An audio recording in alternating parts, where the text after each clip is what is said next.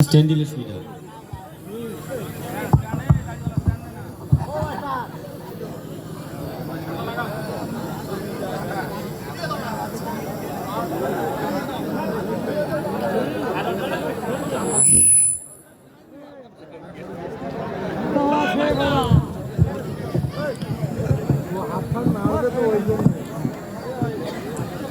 মঞ্চে উপস্থিত আমাদের এই কাকদ্বীপ বিধানসভার আমাদের প্রিয় প্রার্থী, আমাদের কাছের লোক, আমাদের নেতা মন্টুরাম পাখিরা উপস্থিত আছেন মদনদা উপস্থিত আছেন, এই জেলা ছাত্র পরিষদের জেলা সভাপতি আমার ভাতৃপ্রতিম প্রীতম উপস্থিত আছে সহ সবার নাম হয়তো বলতে পারছি না, সময়ের অভাব, যারা নেতৃত্ব এবং জনপ্রতিনিধি যারা আছেন, এবং সর্বোপরি এই মাইকের আওয়াজ যতদূর যাচ্ছে আমার অভিভাবকবৃন্দ, সবাইকে আমার পক্ষ থেকে যথাযথ শ্রদ্ধা সম্মান সালাম জানিয়ে দু চার কথা বলবার।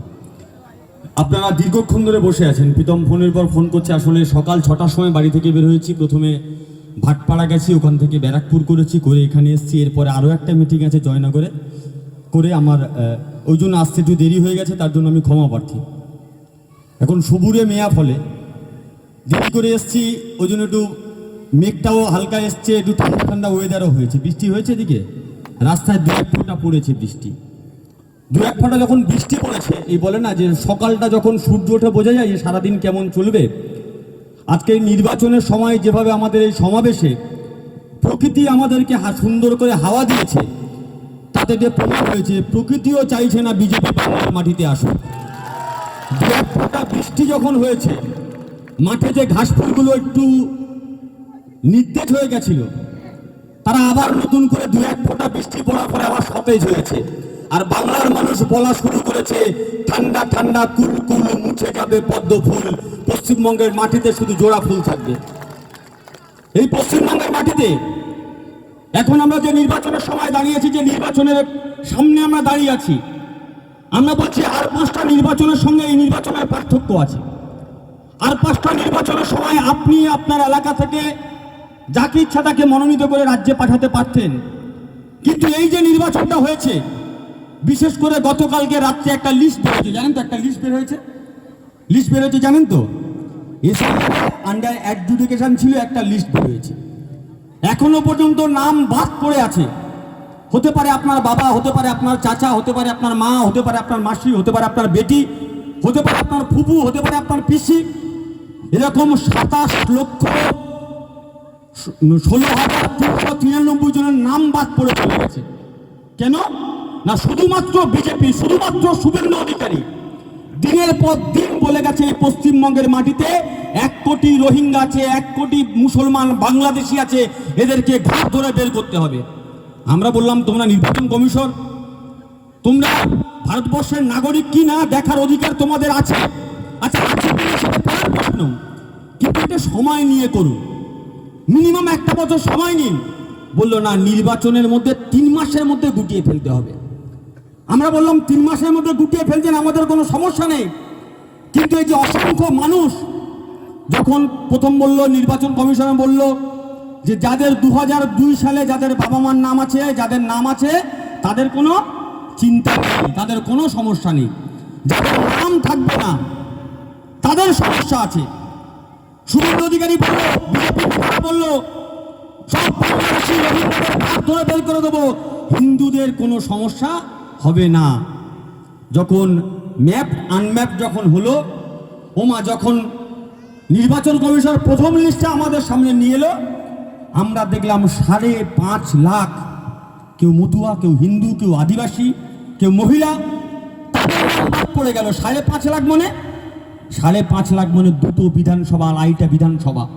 আপনি ভেবে দেখুন, কাকদ্বীপের মতো 2.5টা বিধানসভার লোক, নির্বাচন কমিশনার বিজেপি মেলে, তারা হিন্দু না মুসলমান ভুলে যান, তারা মতুয়া না আদিবাসী ভুলে যান, তাদের নাম ডিলিট করে দেয়া হলো। তখন বাংলার মানুষ জিজ্ঞেস করলো, ও শুভেন্দু, তুমি তো বলেছিলে রোহিঙ্গা আছে, তুমি তো বলেছিলে মুসলমান আছে, এখানে তো 5.5 লাখ মানুষের নাম বাদ পড়লো, সবাই তো হিন্দু, আসামের মতো অবস্থা হলো।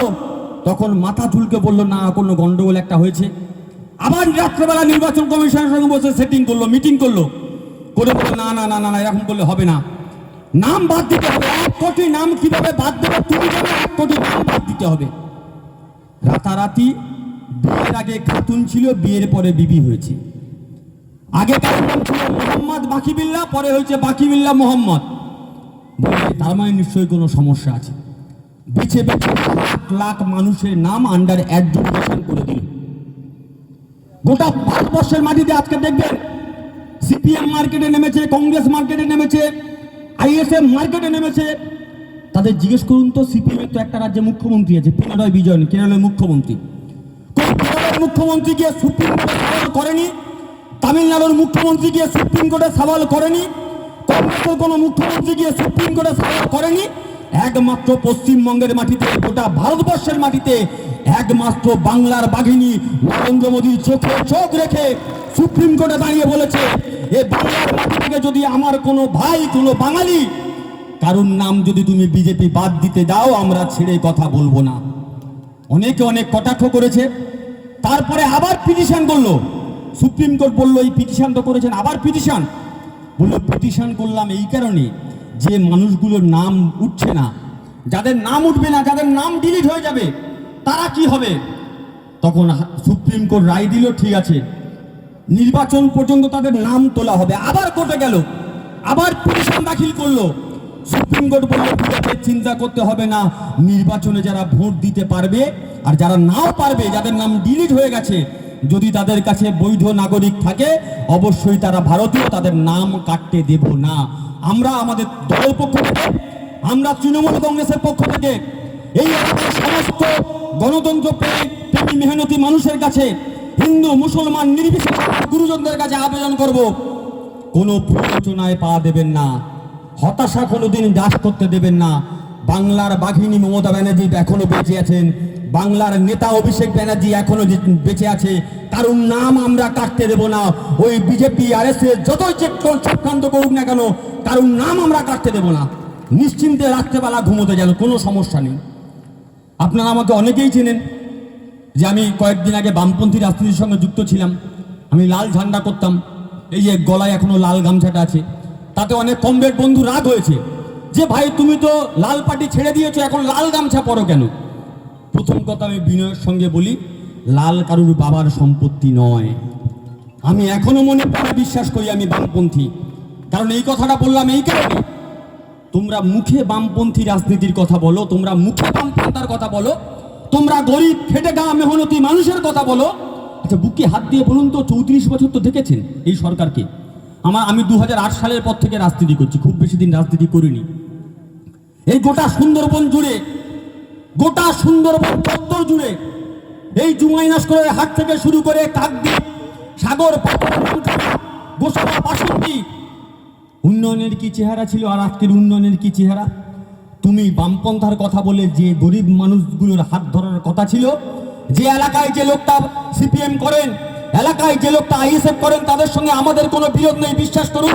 কিন্তু নিজের মনকে প্রশ্ন করুন, তোমাদেরকে সারা জীবন যারা গাছে দিয়ে আর আপনার দলের নেতারা বামপন্থার নাম করে লাখ লাখ টাকা চাঁদা তুলে নিজের ছেলেকে ইংলিশ মিডিয়াম স্কুলে পড়িয়েছে আর তারপরে বিদেশে চাকরি করেছে, এটা বামপন্থা। আর উল্টো থেকে দাঁড়িয়ে গ্যারান্টি দিয়ে বলে যাচ্ছে পশ্চিমবঙ্গের মাটিতে মমতা ব্যানার্জির চেয়ে বড় বামপন্থী আর একজন নেই। কেন? কারণ মমতা ব্যানার্জি একমাত্র মুখ্যমন্ত্রী গোটা বাংলার মাটিতে যে গরিব খেটে খাওয়া মেহনতি মানুষ, যারা দিন আনে দিন খায়, যারা রিক্সা চালায়, ভ্যান চালায়, মজদুরি করে, লোকের বাড়িতে কাজ করে, একমাত্র মুখ্যমন্ত্রী পশ্চিমবঙ্গের মাটিতে মমতা ব্যানার্জি ওই মানুষগুলোর হাতকে শক্ত করে ধরেছে, বলেছে চিন্তা করো না, মা মাটি মানুষের সরকার তোমাদের পাশে আছে। সে লক্ষ্মীর ভান্ডার থেকে শুরু করে সমস্ত সমব্যথী পর্যন্ত। আমরা বলেছি আমাদের সরকার কি দিয়েছে? একজন সন্তান যখন মায়ের গর্ভে আসে, ওই গোলাপি আর বেগুনি রঙের শাড়ি পরা দিদিমণিরা বাড়িতে চলে যায়, যাই তো এখন ভ্যাকসিন নিয়ে চলে যায়। বলছে মায়ের গর্ভে আছে, কিন্তু ভ্যাকসিনের প্রয়োজন। কোনো বাচ্চার অপুষ্টি হলে, কোনো মায়ের অপুষ্টি হলে এলাকায় এলাকায় পঞ্চায়েতে পঞ্চায়েতে সাব সেন্টার তৈরি করা হয়েছে, ওষুধ নিয়ে দিদিমণিরা চলে যায়। ওই বাচ্চা যখন বড় হয় তার জন্য স্কুল খোলা হয়েছে, সেই স্কুলে কখনো জুতো দেয়া হচ্ছে, কখনো জামা দেয়া হচ্ছে, কখনো সাইকেল দেওয়া হচ্ছে, কখনো টাকা দেওয়া হচ্ছে। ওই বাচ্চা যখন আরেকটু বড় হচ্ছে, কখনো লোন দেওয়া হচ্ছে, টাকা দেওয়া হচ্ছে যাতে উচ্চশিক্ষায় শিক্ষিত হতে পারে। ওই বাচ্চা যখন আরেকটু বড় হচ্ছে, চাকরির জন্য আমাদের সরকার বলেছে তুমি বেকার ছেলে, তোমার বাবা দিনমজুর করে, তোমার বাবা ভ্যান চালায়, তোমার মা লোকের বাড়িতে কাজ করে, কিন্তু তোমার দু চোখ বলে স্বপ্ন আছে, তুমি চাও যে তোমার বাড়িতে যে যোদ্ধা বোন আছে তাকে তুমি বিয়ে দেবে। তুমি চিন্তা করো না, আমার সরকার তোমার কাছে আছে। ওই সিপিএম, বিজেপি, কংগ্রেস ওরা বলে ভিক্ষা দিচ্ছে। বিশ্বাস করুন, মন্টু দ্বারা এখানে আছে, আরো ভালো করে বলতে পারবে। আমাদের সরকারের মানুষকে ভিক্ষা দেওয়ার, মানুষকে সহানুভূতি দেখানোর ধৃষ্টতায় তৃণমূল কংগ্রেসের সরকারের নেই। বরঞ্চ আমরা সব সময় মাথা পেতে বলেছি, মানুষকে আমরা ভিক্ষা দিই না, মানুষকে আমরা ভাতা দিই না, বরঞ্চ যে মানুষটা এক দু পা হেঁটে এগিয়ে যাচ্ছে, আমাদের সরকার সেই মানুষটার পাশে দাঁড়িয়ে বলেছে চিন্তা করো না বন্ধু, এগিয়ে চলো, এই সরকার তোমার পাশে আছে। আপনি 1,500 টাকা পাচ্ছেন, একটা বেকার যুবক এইখান থেকে এইখানে যার বাড়ি, এই গ্রামে নেতাগিরি নগরে যার বাড়ি, হসপিটালে মনে যার বাড়ি, জুমাই নস্করে যার বাড়ি, কাকদ্বীপে যার বাড়ি, ধোয়ামলে যার বাড়ি আছে, যে ছেলেটা স্বপ্ন দেখছে সরকারি চাকরির পরীক্ষা দেবে, কলকাতা কলেজ স্ট্রিটে গিয়ে একটা বই কিনতে হবে, বইয়ের দাম 500 টাকা। এখান থেকে কলেজ স্ট্রিট যেতে গেলে 100 টাকা খরচা আছে। আমাদের সরকার বলল 1,500 টাকা নাও, 500 টাকার বই কেনো, 100 টাকার গাড়ি ভাড়া করো, 1400 টাকা পড়ে গেল। তার মধ্যে আরও 500 টাকা তুমি ফর্ম ফিল আপ করো, আর বাদবাকি যে টাকা আছে ওই টাকার জন্য আরও বই কিনে আরও পড়াশোনা করো, তোমার কোনো চিন্তা নেই, সরকার তোমাদের পাশে আছে। আমাদের সরকার 10টা প্রতিশ্রুতি দিয়েছে, মমতা ব্যানার্জির সরকার, আপনারা জানেন তো। 1 নম্বর প্রতিশ্রুতি কি বলেছে? যতদিন তৃণমূল কংগ্রেস বেঁচে থাকবে সব মায়েদের জন্য লক্ষ্মীর ভাণ্ডারের ব্যবস্থা করা হবে। আপনারা শুনেছেন, সব মায়েদের জন্য, হিন্দু মুসলমান বলেনি, খ্রিস্টান জৈন বলেনি, তৃণমূল বিজেপি কংগ্রেস বলেনি, বলেছে সব মায়েদের জন্য লক্ষ্মীর ভাণ্ডারের ব্যবস্থা করা হবে। 2 নম্বর প্রতিশ্রুতি কি দিয়েছে? আমাদের সরকার বলেছে যে মানুষটার মাথার উপরে এখনো পাকা ছাদ হয়নি, সেই মানুষটার মাথার উপরে পাকা ছাদের ব্যবস্থা করা হবে। তোমরা বিজেপি, সিপিএম, কংগ্রেস বলো সরকার ধার নিয়েছে, ঋণ নিয়েছে, আমরা বলবো বেশ করেছি ঋণ নিয়েছি।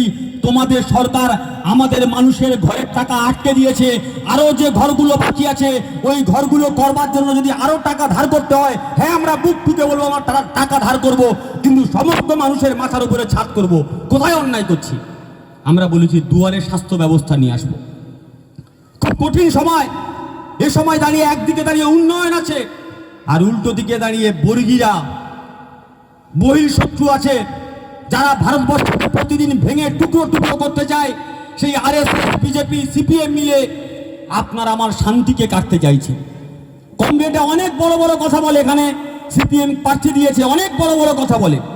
দেখবেন জুমাই নস্করের হাতে সিপিএম এর ঝান্ডা মারা আছে। যেখানে যেখানে সংখ্যালঘু এলাকা আছে, যেখানে যেখানে মুসলিম পাড়া আছে, সেখানে নীল সাদা ঝান্ডা আর লাল ঝান্ডা পথ করে উঠছে। আর মুসলিম পাড়ায় গিয়ে মুসলিম ভোট কাটো, আর হিন্দু পাড়ায় গিয়ে সকালে থাকে লাল, দুপুরে থাকে আরেকটু ফ্যাকাশে, বিকেলে থাকে আরেকটু ফ্যাকাশে, যখন রাত হয়ে যায় ওই লাল ঝান্ডাটা গেরুয়া হয়ে যায়। এরা দিনের বেলা সিপিএম, রাতের বেলা বিজেপি করে। তাই এলাকার মানুষকে ঠিক করতে হবে, কোন সিপিএম রাতারাতি নিজের ভোটকে বিজেপির দিকে পাঠিয়ে দিল ঠেলে, যে ভাই আমরা সিপিএম, আমাদের লড়াই করার কোনো হিম্মত নেই। প্রথমে কংগ্রেস ছিলাম, পরে হলো কংগ্রেস, কংগ্রেসের সঙ্গে হাত মিলিয়েছে, কংগ্রেস থেকে হয়ে গেল আইএসএফ এর সঙ্গে হাত মিলিয়েছে, এখন হয়ে গেছে সিজেপি, কমিউনিস্ট পার্টি, কমিউনিস্ট জনতা পার্টি। সিপিএম থেকেও ভরসা করবেন না, এই সিপিএম নিজে ভোটে জেতার ক্ষমতা নেই, বিজেপিকে নিয়ে আসার পরিকল্পনা করছে। তাই এলাকার মানুষ সংগঠিত হচ্ছে, বিজেপিকে আটকাতে হবে। কেন বিজেপিকে আটকাতে হবে? বলেছিল বছরে 2 কোটি বেকারের চাকরি দেবে। যখন গোটা ভারতবর্ষের বেকার যুবকরা বলল তুমি দেশের সরকার, তুমি বলেছিলে 2 কোটি বেকারের চাকরি দেবে, চাকরি কোথায়? চাকরি দাও। বললো কাঁধে গাঁইতি নাও, শাবল নাও, কোদাল নাও, আর পাড়ায় পাড়ায় গিয়ে মসজিদের তলায় খুলে দেখো ওখানে মন্দির আছে কিনা, মন্দিরের তলায় খুলে দেখো ওখানে মসজিদ আছে কিনা।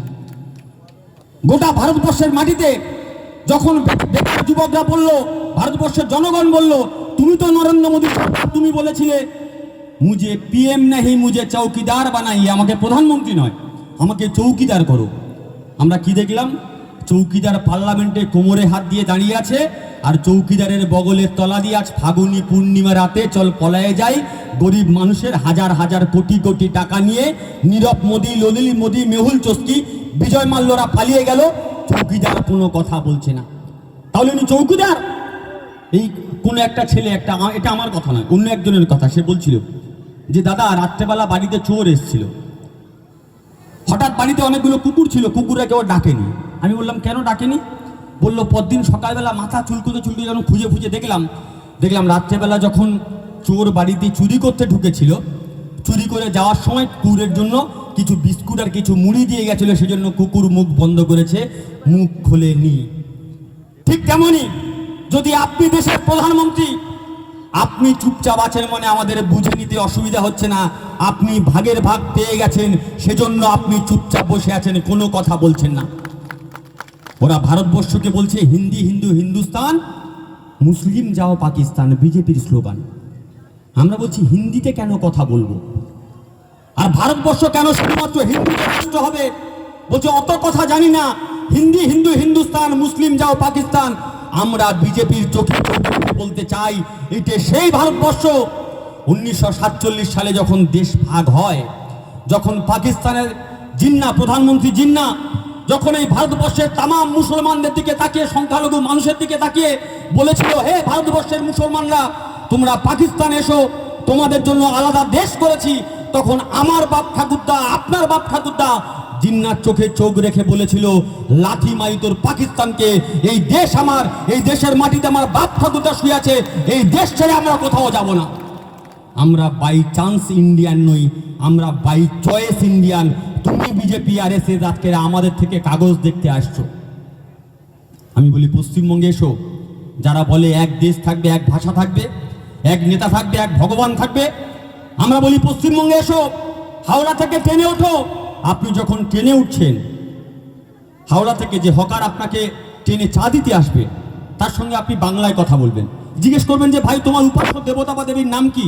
হকার বাংলায় বলবে আমার উপাস্য দেবতা বা দেবীর নাম হচ্ছে মা দুর্গা অথবা মা কালী। ট্রেনটা তারও 6 ঘন্টা পরে চলে যাবে উড়িষ্যাতে। হকারের ভাষা বাংলা থেকে বদলে হয়ে যাবে উড়িয়া, উপাস্য দেবতা হয়ে যাবে জগন্নাথ দেব। ওখান থেকে ট্রেনটা চলে যাবে আরও 6 ঘন্টা পরে তামিলনাড়ু, হকারের ভাষা বদলে যাবে তামিল, উপাস্য দেবী হয়ে যাবে মীনাক্ষী দেবী। ওখান থেকে ট্রেনটা চলে যাবে অন্ধ্রপ্রদেশ, হকারের ভাষা বদলে যাবে তেলুগু, উপাস্য দেবতা হয়ে যাবে নৃসিংহা। ওখান থেকে ট্রেনটা চলে যাবে কেরালা, হকারের ভাষা বদলে যাবে মালয়ালাম, উপাস্য দেবতা হয়ে যাবে পরশুরাম। ওখান থেকে ট্রেনটা চলে যাবে গুজরাট, হকারের ভাষা বদলে যাবে গুজরাটি, উপাস্য দেবতা হয়ে যাবে শ্রীকৃষ্ণ। ওখান থেকে ট্রেনটা চলে যাবে মহারাষ্ট্র, হকারের ভাষা বদলে যাবে মারাঠি, উপাস্য দেবতা হয়ে যাবে শ্রী গণেশ। ওখান থেকে আপনি চলে আসুন আসাম, হকারের ভাষা বদলে যাবে অসমিয়া, উপাস্য দেবী হয়ে যাবে কামাখ্যা দেবী। এটাই আমার ভারতবর্ষ, নানা ভাষা, নানা মত, নানা পরিধান, বিবিধের মাঝে দেখো মিলন মহান। সেই ভারতবর্ষকে ওরা খণ্ড খণ্ড করতে চাইছে আরএসএস বিজেপি, আর এই সিপিএম কংগ্রেস সেই আরএসএস বিজেপিকে খাল কেটে পশ্চিমবঙ্গের মাটিতে নিয়ে আসতে চাইছে। ওরা বলছে রাম রাজত্ব তৈরি করব। আমরা বললাম রাম রাজত্বের নমুনা কি? রাম রাজত্বের নমুনা কি? গোটা পশ্চিমবঙ্গে, গোটা ভারতবর্ষের মাটিতে তোমরা যে রামের কথা বলো, বিশ্বাস করুন যে হিন্দু ভাই যারা আমার কথা শুনতে পাচ্ছেন, আপনারা যে রামকে ভগবান, পুরুষোত্তম রামকে ভগবান রূপে পুজো করেন, আর আরএসএস বিজেপি যে রামচন্দ্রকে প্রজেক্ট করে, দুটোর মধ্যে আকাশ আর পাতাল পার্থক্য আছে। আপনারা যাকে পুরুষোত্তম রাম রূপে পুজো করেন, সেই শ্রী রামচন্দ্র শুধুমাত্র পিতৃ সত্য পালনের জন্য, বাবার কথা রাখবার জন্য রাজ্য রাজপাট ছেড়ে দিয়ে বনবাসে গেছিল 14 বছরের জন্য। আর বিজেপি কোন রামের কথা বলে? যদি আপনি রামকে ইংরেজিতে লেখেন কি হবে? RAM রাম, আর থেকে রিলায়েন্স, এ থেকে আদানি, আর এম থেকে মোহন ভাগবত। আসলে নরেন্দ্র মোদী আম্বানি, আদানি আর মোহন ভাগবতের ভারতবর্ষ তৈরি করতে চাইছে রামের নামে। তাই আমাদের লড়াই বিকল্পের লড়াই, আমাদের লড়াই উন্নয়নের পক্ষের লড়াই, আমাদের লড়াই বাংলাকে বাঁচানোর লড়াই। শুধুমাত্র বাংলা ভাষায় কথা বললে এই কাকদ্বীপ থেকে কত লোক ভিন রাজ্যে কাজে যায়, এই ডায়মন্ড হারবার থেকে কত লোক ভিন রাজ্যে কাজে যায়, মুর্শিদাবাদ, মালদা থেকে, আমাদের রাজ্য থেকে অসংখ্য লোক যারা ভিন রাজ্যে কাজে যায়, যেখানে যেখানে বিজেপি সরকার আছে সেখানে সেখানে শুধুমাত্র বাংলা ভাষায় কথা বলে বলে হিন্দু মুসলমান দেখে না। তুমি বাঙালি, তুমি বাংলা ভাষায় কথা বলছো, কুকুরের মতো পিটিয়ে পিটিয়ে হত্যা করেছে। তাই এই লড়াই পশ্চিমবঙ্গের মাটিতে বাঙালিকে বাঁচানোর লড়াই, এই লড়াই বাংলাকে বাঁচানোর লড়াই। আজকে যদি এ লড়াই আপনি ছেড়ে দেন, হতে পারে আপনি লড়াই ছেড়ে দিলেন, কিন্তু বিশ্বাস করুন আমাদের অক্সিজেন কে দেয়? গাছ আমাদের অক্সিজেন দেয়, তাই তো? আমরা স্কুলে পড়েছি গাছ আমাদের অক্সিজেন দেয়। বিজেপি বলে না না, গরু আমাদের অক্সিজেন দেয়। আমরা সবাই জানি সম্রাট শাহজাহান তাজমহল তৈরি করেছিল, ওরা বলছে না না সম্রাট শাহজাহান তাজমহল তৈরি করেনি, ওটা আসলে তেজামহল ছিল। আমরা সবাই জানি কুতুবুদ্দিন আইবক কুতুব মিনার তৈরি করেছিল, ওরা বলে না না কুতুবুদ্দিন আইবক কুতুব মিনার তৈরি করেনি, ওটা আসলে বিষ্ণু স্তম্ভ। আমরা সবাই জানি রক্তচাপ বেড়ে গেলে ওষুধ খেতে হয়, ওরা বলে না না ঘড়ির কাঁটা যে উল্টো দিকে ঘরে অ্যান্টি ক্লক হয়েছে, যদি তুমি গরুর গায়ে হাত বোলাও তোমার রক্তচাপ কমে যাবে। আমরা সবাই জানি করোনা হলে, ক্যান্সার হলে কেমোথেরাপি দিতে হয়, ওষুধ খেতে হয়। ওরা বলে না না ক্যান্সার যদি হয় সকাল সকাল হলদি আর চন্দন দিয়ে এক গ্লাস গোমূত্র পান করলে তোমার ক্যান্সার করোনা সেরে যাবে।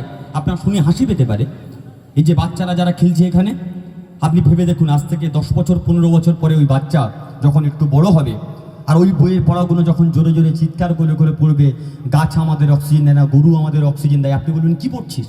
ওই বাচ্চা তখন একটু বড় হবে, বলবে কেন বইয়ে লেখা আছে বই পড়ছি। আপনি বইয়ে দেখবেন বই ঠিক ওই কথাগুলোই লেখা আছে। আপনি বললেন বইটা বন্ধ করো, বইয়ে ভুল লেখা আছে। বাবা, আপনার সন্তান বাড়িতে গিয়ে আবার জোরে জোরে চিৎকার করে করে ওই পড়াগুলো যখন পড়বে, আপনি যখন চিৎকার করে আপনার সন্তানকে বলবেন যে বইয়ে ভুল লেখা আছে, বইটা বন্ধ কর, সেদিন আপনার বাড়ির ওই ছোট্ট সন্তান যখন বড় হবে, যদি আপনার চোখে চোখ রেখে প্রশ্ন করে যেদিন দেশের সরকার এই সিলেবাসটাকে বদলে দিচ্ছিল সেদিন তুমি কেন সরকারের দিকে আঙুল তোলনি, আমি বাচ্চা ছেলে আজকের কেন আমার দিকে আঙুল তুলছেন, তো ফলে আপনি আপনার সন্তানের চোখের দিকে তাকে উত্তর দিতে পারবেন তো? তাই লড়াইটা শুধুমাত্র আমাদের লড়াই না, লড়াইটা শুধুমাত্র মন্টুরাম পাখিরাকে জেতানোর লড়াই নয়, লড়াইটা শুধুমাত্র মমতা ব্যানার্জি অভিষেক ব্যানার্জির হাতকে শক্ত করার লড়াই নয়, লড়াইটা আমাদের এই বাংলার মাটিতে আগামী প্রজন্ম বেঁচে থাকবে কিনা তার লড়াই। এই লড়াই আমাদেরকে সামিল হতে হবে। আমি যে কথাটা বলে আমি আমার কথা শেষ করবো, অনেকক্ষণ ধরে চলছে সভা। ওই শকুনের গল্প শুনেছেন? একটা শকুনের বাচ্চা, সে গাছের ডালে হঠাৎ তার মনে হয়েছে যে একটু মানুষের মাংস খেতে হবে। তার বাবাকে বললো বাবা একটু মানুষের মাংস খেতে চাই। বাবা মা দুজনে উড়ে চলে গেল। বাবা গিয়ে এক টুকরো মাংস নিল, মা গিয়ে এক টুকরো মাংস নিয়ে এলো। ছেলেটা ওই শকুনের বাচ্চা বললো আচ্ছা চাইলাম তোমার কাছে মানুষের মাংস, তুমি নিয়ে এলে শুকরের মাংস আর গরুর মাংস, আমি তো মানুষের মাংস খাবো বলেছি। বাবা মা বললো চিন্তা করিস না দাঁড়া, সব ব্যবস্থা হয়ে যাবে। বাবাটা এক টুকরো মাংস নিয়ে মন্দিরের সামনে চলে গেল, আর মাটা এক টুকরো মাংস নিয়ে মসজিদের সামনে চলে গেল। মন্দিরের সামনে গিয়ে গরুর মাংস ফেললো, আর মসজিদের সামনে গিয়ে শুকরের মাংস ফেললো। পরদিন যখন সকাল হলো, যখন মন্দিরের দরজা খোলা হলো, মসজিদের দরজা খোলা হলো, ধর্মপ্রাণ হিন্দু মানুষ, ধর্মপ্রাণ মুসলমান মানুষ বললো এই নিশ্চয়ই হিন্দুদের কাজ। মন্দিরের সামনে গরুর মাংস, মসজিদের সামনে শুকরের মাংস, এই নিশ্চয়ই হিন্দুদের কাজ। বলছে নিশ্চয়ই মুসলমানদের কাজ, মারো। বাড়ি থেকে বের হয়ে গিয়ে লাঠি ঝেঁটা যা পেয়েছে একে অপরকে মারা শুরু করলো। গোটা গলিটা রক্তে লাল হয়ে গেল, গোটা গলি রক্তে লালে ভিজে গেল, অসংখ্য মানুষের মৃতদেহ গলিতে ছড়িয়ে পড়লো। ঠিক সেই সময় গাছের ডালে বসে শকুনের ওই বাচ্চা বাবা আর মাটা, ওই বাবা মা বাচ্চাকে বলল এবার মনের সুখে কত মাংস খাওয়ার ইচ্ছা হয়েছে খা। ঠিক পশ্চিমবঙ্গের মাটিতে দুটো শকুন এখনো আছে, একটা শকুনের নাম যদি শুভেন্দু অধিকারী হয়, আর একটা শকুনের নাম হচ্ছে হুমায়ুন কবির। এরা মানুষে মানুষে দাঙ্গা লাগাতে চাইছে। আর শকুন বাচ্চার নাম কি? বিজেপি, যারা মানুষের মাংস খেতে চাইছে। আমরা বলছি এটা পশ্চিমবঙ্গ। जब तक टाइगर मरा नहीं तब तक टाइगर हारा नहीं। এখনো বাংলার বাঘিনী মমতা ব্যানার্জি বেঁচে আছে, এখনো অভিষেক ব্যানার্জি বেঁচে আছে। এই বাংলাতে আমরা দাঙ্গা লাগাতে দেব না। तादाद भी तुम्हारा है और ये लश्कर भी तुम्हारा, तुम झूठ को सच लिख दो, ये अकबर भी तुम्हारा है। मैं जानता हूं कि अंधेरा बहुत है, लेकिन इस अंधेरे की जिगर को चीर के एक न एक नूर जरूर आएगा। अगर तुम इंग्रेज बनना चाहते हो तो भगत सिंह भी जरूर आएगा, भगत सिंह भी जरूर आएगा।